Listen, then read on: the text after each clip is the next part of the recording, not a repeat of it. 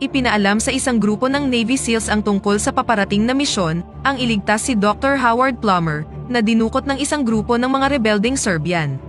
Matapos makuha ang instruksyon, inatake nila ang mga kalaban, at nagawang mapalaya ni Lieutenant Shane Wolf si Howard. Nang papaalis na sila, ipinakita ni Howard ang isang larawan ng kanyang mga anak at ipinakilala sila kay Shane, ngunit hindi siya nagpakita ng anumang uri ng kagalakan at inutusan siyang sumakay na sa helicopter. Bago pa nila maipagpatuloy ang kanilang paglalakbay, nabaril si Shane at napatay naman ang propesor sa counter-attack ng mga rebelde. Pagkalipas ng 2 buwan, nakarecover na si Shane mula sa kanyang mga injury, at sinabi sa kanya ng kanyang commander na si Bill Fawcett, ang tungkol sa isang bagong misyon. Balak ni Shane na tipunin ang kanyang koponan, ngunit pinigilan siya ni Bill at sinabing ito ay isang top secret mission at hindi niya maaaring ipaalam sa iba ang tungkol dito. Ang kanyang misyon ay manatili sa bahay ng propesor upang protektahan ang kanyang mga anak mula sa mga kaaway at hanapin ang secret project na tinatawag na The Ghost, habang si Bill naman ay sasamahan ang balo ng propesor upang hanapin ang safety deposit box. Sa sumunod na eksena, nakarating na si Shane sa bahay at winelcome siya ng balo ng propesor na si Julie. Ipinakilala niya kay Shane ang kanyang mga anak na sina Kate, Zoe, Seth, at Peter, at sinabi sa kanilang siya ang magbabantay sa kanila habang wala siya.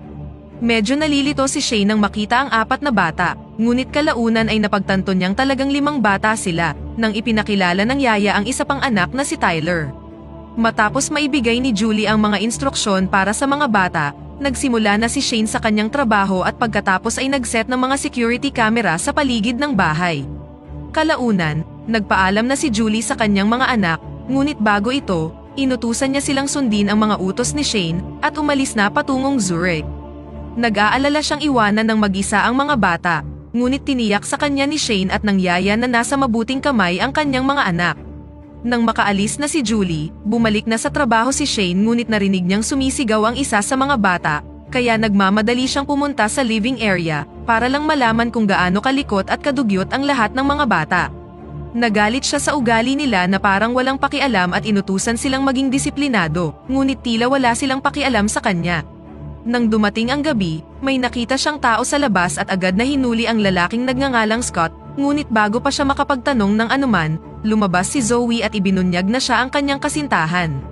Ang kapitbahay nilang mag-asawang Koreano na sina Mr. at Mrs. Chun ay nagalit sa mga umaalingaw-ngaw na alarm sa bahay at pinagalitan siya dahil sa pagiging maingay nila, ngunit humingi sa kanila ng tawad si Shane at tiniyak na hindi na ito mauulit. Hiniling sa kanya ni Zoe na papasukin si Scott sa loob ng bahay, ngunit sa halip na gawin ito, inutusan ni Shane si Scott na mag-push up. Dahil dito, nagalit si Zoe nang isiping baka makipaghiwalay si Scott sa kanya dahil lang kay Shane. Kinaumagahan, pilit niyang ginising ang mga bata ng 6:00. Tinipon sila sa may hapagkainan at pilit silang pinagsuot ng mga espesyal na security band. Kalaunan, nalaman niyang wala si Seth sa meeting at galit na sinira ang pinto ng kanyang silid upang palabasin siya. Ngunit lumalabas na nasa banyo lang si Seth at sinimulang sigawan si Shane dahil sa pagsira niya ng kanyang pintuan. Matapos itong makita, gumawa ng plano sina Zoe at Seth upang mawala na siya sa bahay at nagtapon ng mantika sa hagdan, ngunit ang naging biktima nito ay ang kawawang yaya. Samantala, dumating na si Julie at Bill sa Zurich, kung saan ipinakita sa kanila ng bank manager ang safety deposit box, ngunit nabigo silang maibigay ang tamang password kaya't hindi nila ito makuha-kuha. Matapos mahulog sa hagdan, nagpa siya ang yaya na huminto na sa trabaho, ngunit ayaw siyang paalisin ni Shane dahil hindi niya kayang alagaan ng mag-isa ang mga bata. Habang nakikipag-away upang ilayo siya sa pintuan, bigla siyang nakatanggap ng tawag mula kay Julie at sinabi sa kanyang kailangan niyang manatili pa ng ilang araw sa bahay. Sinubukan niya ang kanyang makakaya, ngunit kinagat siya ng yaya at tumakbo palabas ng bahay, kaya wala na siyang ibang choice kundi alagaan ang mga bata. Ipinaalam niya sa kanila na hindi pa makakauwi ang kanilang ina, ngunit sinimulan nilang sabihin kay Shane ang tungkol sa kanilang mga problema. Nagsimula ang kanyang paghihirap nang mapilitan siyang palitan ng diaper si Tyler, habang si Kate naman ay patuloy siyang iniinis gamit ang mga kalokohang tanong.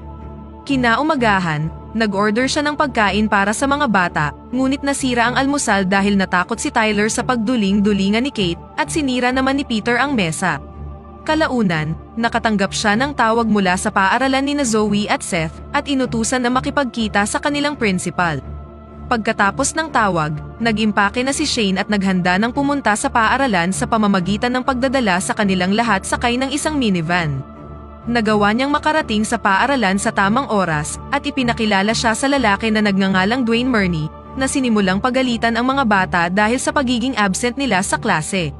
Ipinagpatuloy niya ang kanyang pagmamayabang, ngunit pinatigil siya ni Principal Lauren at inutusan siyang lumabas upang tingnan ang paaralan.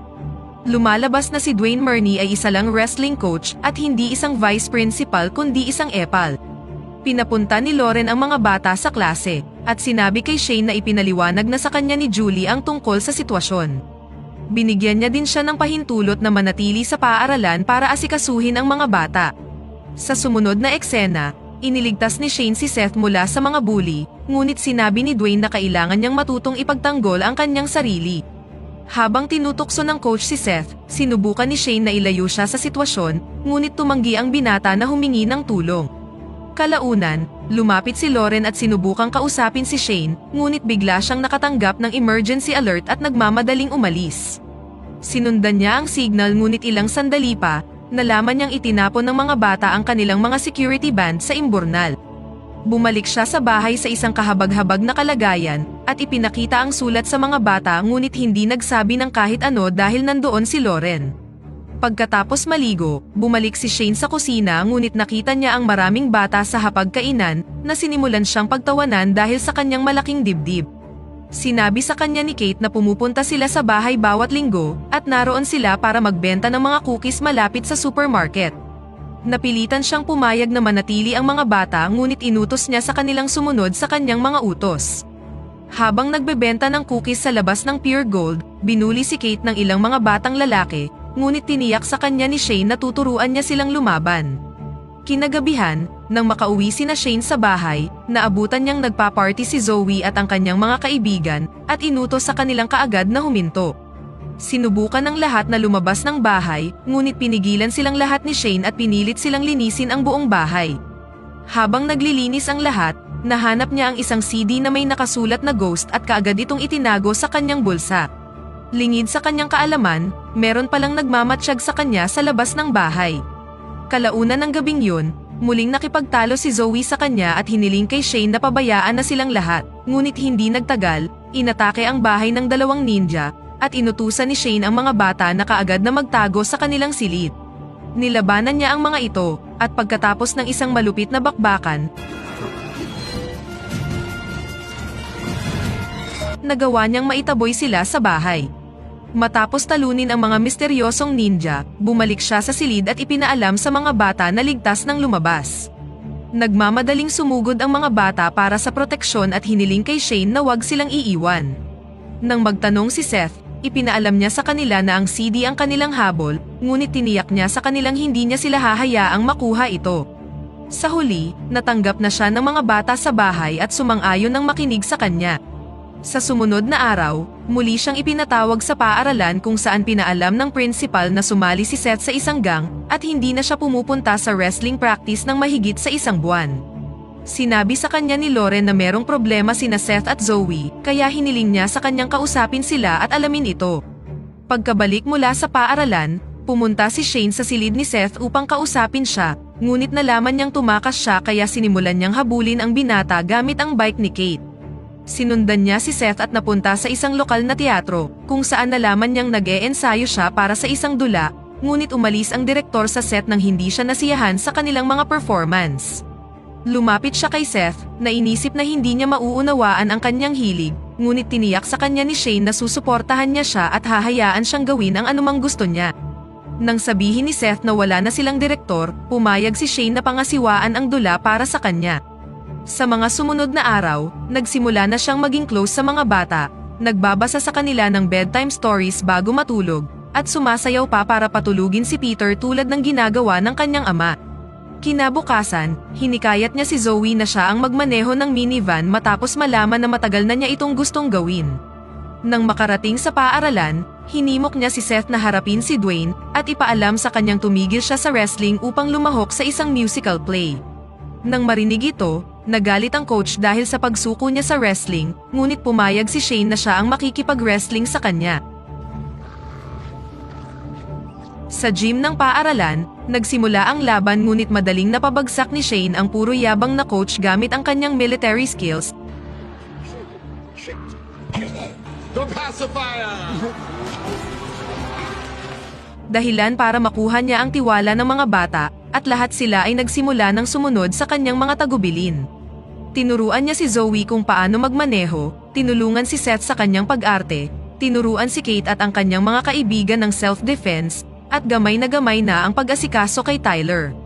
Kinagabihan, habang sumasayaw siya para kay Peter, pinasalamatan at tinawag siyang daddy ng bata para ipakita ang kanyang pagmamahal kay Shane. Sa sumunod na araw, si Kate at ang kanyang mga kaibigan ay muling binuli, ngunit sa pagkakataong ito, lumaban sila sa mga batang lalaki at pinabagsak sila gamit ang mga galaw na natutunan mula kay Shane. Sa kabilang banda, nalaman ni Julie na ang password ay Angel, na nakasulat lang sa kanyang singsing. Nagtagumpay silang makuha ang box mula sa mga opisyal at nakita sa loob ang isang espesyal na susi. Pagkaraan ng ilang oras, nakatanggap si Shane ng tawag mula kay Julie at sinabi sa mga bata na malapit na siyang umuwi. Lahat sila ay natuwa nang marinig ang balita at nagsimulang magplano ng isang welcome home party para sa kanya, habang pinagmamasdan sila ni Shane na natutuwang nakabalik na sila sa kanilang normal na buhay. Sa parehong araw na yon, natuklasan ni Shane ang isang underground tunnel sa garahe, at tinawagan ang kanyang opisina kung saan sinabi niyang nangangailangan ito ng isang espesyal na susi para mabuksan. Pagkalipas ng ilang oras, nakabalik na si Julie sa bahay kung saan sinalubong siya ng mga bata ng isang surprise party. Samantala, dinala ni Shane si Bill sa garahe ngunit bago pa nila mabuksan ang vault, inatake sila ng kanilang kapitbahay na sina Mr. at Mrs. Chun. Sa kanyang pagkabigla, lumalabas na si Bill ay kasamahan rin nila. Itinali nila ang mga bata at si Julie sa bahay, kung saan ibinunyag ni Bill na nagtatrabaho siya para sa North Korea. Isinama nila si Julie at binuksan ang vault, ngunit hindi sila makaabante dahil sa espesyal na security system. Pagkaraan lang ng ilang oras, nagawang mapalaya ng mga bata ang kanilang sarili, at ginising si Shane na inutusan silang humingi ng tulong sa mga pulis, habang siya naman ay hahanapin ang kanilang ina. Umalis ang mga bata sakay ng minivan, ngunit sinimulan silang habulin ni Mr. Chun gamit ang kotse ni Bill. Kalaunan, dumating si Shane para tulungan si Julie at nalaman niya na ang sayaw para kay Peter ang susi para makapasok sa loob.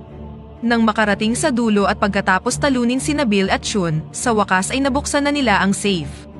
Samantala, dumaan ang mga bata sa labas ng paaralan at pinasunod ang mga pulis sa kanilang bahay. Gayunpaman, nang sila'y makarating, dumating din si Mr. Chun, tinutukan sila ng baril at inutos na ibigay sa kanila ang ghost. Nang makitang nasa panganib ang mga bata, dinistract siya ni Shane sa pamamagitan ng pag-utos sa alagang itik na si Jerry na atakihin siya, habang si Lauren naman ay nagawang mapabagsak si Mr. Chun. Pinasalamatan niya ang principal sa pagtulong sa kanya, ngunit inistorbo sila ni Kate. Binigyan niya si Shane ng litrato ng magkakapatid upang hindi niya sila makalimutan, at ipinahayag ang kanyang pagmamahal para sa kanilang yayo. Sa huling eksena, dumalo silang lahat sa musical play ni Seth kung saan gumanap din ang wrestling coach bilang isang madre. Sinabi ni Shane kay Lauren ang tungkol sa pagreretiro niya mula sa Navy at ang plano niyang maging bahagi ng paaralan bilang bagong wrestling coach, at dito na nagtatapos ang pelikula.